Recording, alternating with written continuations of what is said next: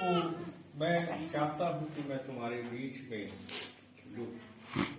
आइए हम पढ़ेंगे लूका की पुस्तक 22वां अध्याय, उसका 14 पद से 22 पद 23 पद। जब घड़ी आ पहुंची तो वह प्रेरितों के साथ भोजन करने बैठा और उसने उनसे कहा, मुझे बड़ी लालसा थी कि दुख भोगने से पहले ये फसह तुम्हारे साथ खाऊं, क्योंकि मैं तुमसे कहता हूँ कि जब तक परमेश्वर के प्रभु यीशु मसीह को मालूम था कि अभी थोड़ी देर में क्या घटने वाला है, और प्रभु यीशु मसीह को मालूम था कि शारीरिक रूप में प्रभु यीशु मसीह उनके बीच में से उठा लिए गए। लेकिन वो चाहते हैं कि जो फसह का पर्व है वो अपने चेलों के साथ मनाए। यहूदी सालों से फसह के पर्व को मना रहे थे, लेकिन उसकी वास्तविकता तक अभी तक नहीं पहुंचे। सालों हो गए थे उन्हें फसह का पर्व मनाते मनाते।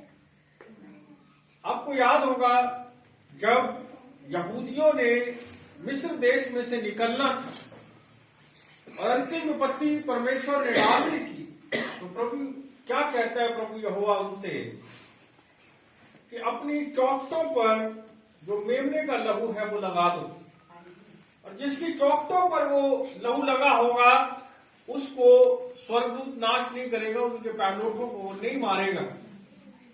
लेकिन जिनकी चौखटों पर वो नहीं लगा हुआ मिलेगा वो मारे जाएंगे। और जब वो लोग वहां से निकलते हैं तो प्रभु उन्हें फसह का पर्व की विधि देता है। ये दोनों चीजें हजारों साल पहले यीशु मसीह की मृत्यु को अंकित करने के लिए थी, और अब जब वो फसह का जो पर्व था वो पूरी तरह से अपने प्रगटीकरण में आने वाला था, तो यीशु मसीह अपने चेलों को कहते हैं, मेरी बड़ी लालसा है कि मैं अपने अंतिम फसह को तुम्हारे साथ खाऊं। और वो उन्हें प्रकाशन देते हैं। प्रकाशन देते हुए वो क्या करते हैं, वो रोटी लेते हैं, उसे तोड़ते हैं और कहते हैं ये मेरी देह जो तुम्हारे लिए तोड़ी जाएगी। ब्यारी के पीछे कटोरा लेते हैं और कहते हैं ये नई वाचा का मेरा लहू है जो तुम्हारे लिए बहाया जाए। और उन्हें कहते हैं कि अब से जब भी तुम मिला करना मेरी याद में ये लिया कर। याद करना कि मैंने तुम्हारे लिए क्या कुर्बानी दी। याद करना मेरा शरीर तुम्हारे लिए तोड़ा गया। याद रखना मेरा लहू तुम्हारे लिए बहाया गया।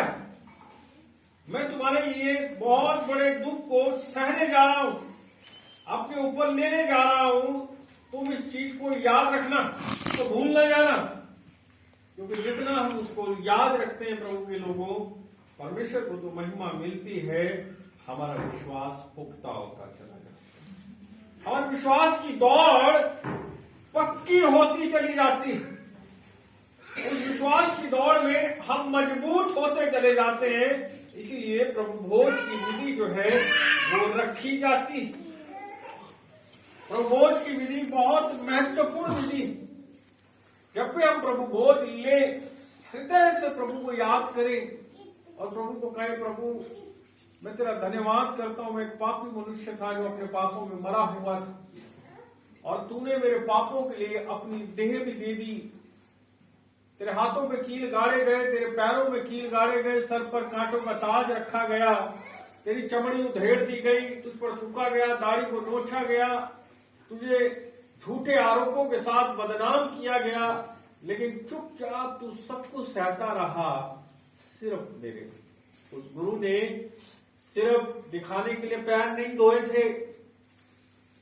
आज के लोग दिखाने के लिए बहुत कुछ कर लेते हैं, लेकिन जो उसने पैर धोए थे वो झुक गया था।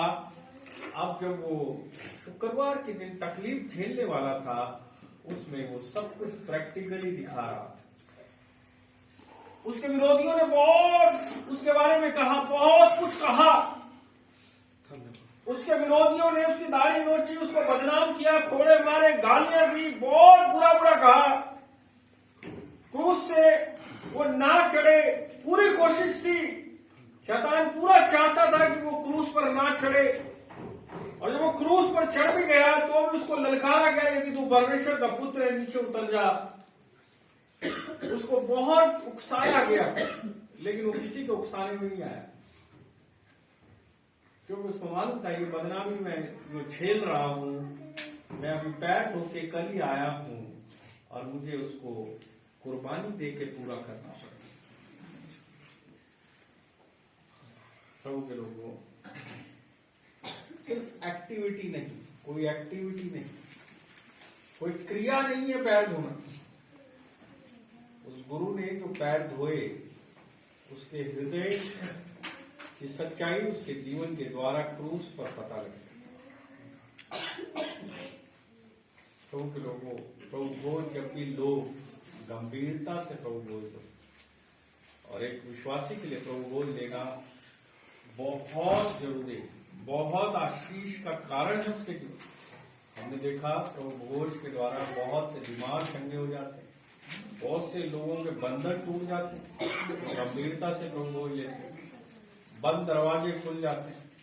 आशीषों का स्रोत है प्रभु भोज, क्योंकि जब आप पापों को मानकर प्रभु भोज में शामिल होते हो और माफी मांगते हो, तो प्रभु आपके जीवन में एक बड़ा कार्य करता है।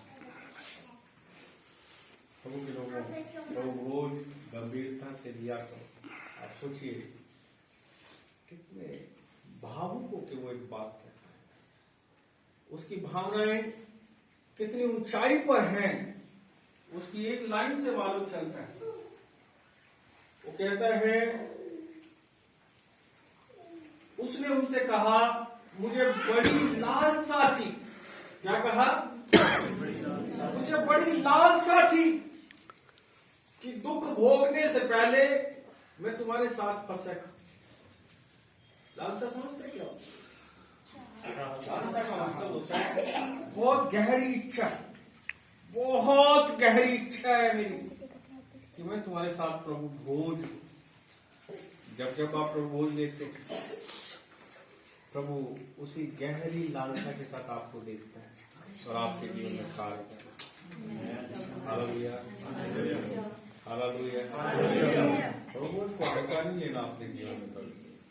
प्रभु भोज जब लेते हो, गंभीरता से प्रभु को निहारो और पूरे हृदय से प्रभु के साथ शामिल हो जाओ, क्योंकि प्रभु भोज के समय उसकी लालसा, उसकी भावना चरम सीमा पर है। उसके बाद जो तीसरा काम वो करता है, तीसरा काम प्रभु भोज लेने के बाद